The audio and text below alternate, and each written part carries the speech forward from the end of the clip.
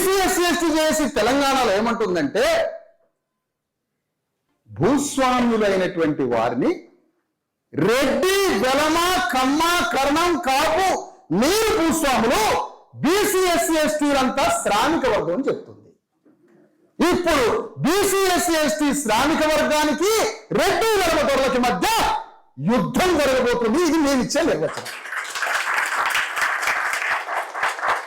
ఇప్పుడు ఎమ్మటో కమ్యూనిస్ట్ ఆయన రాసుకొని బండిపుల్లయ్య గారి స్నేహితుడు ఎవరో మరి మీరు ఆ మాట అంటారు కానీ మా రెడ్లల్లో కూడా పేదోళ్ళు, మీ దాంట్లో ఉన్న ఒక్క పేదైన కోసం మొత్తం కాన్సెప్ట్ మార్చమంటావా అన్న?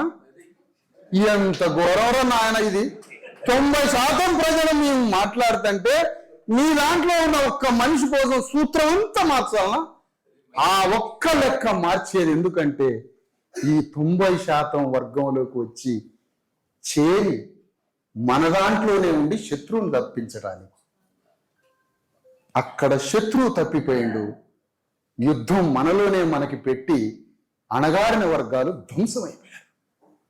అందుకని తెలంగాణ గడ్డ మీద వర్గ పోరాటం, క్లాస్ స్ట్రగుల్, క్యాస్ట్ స్ట్రగుల్గా మారాలి.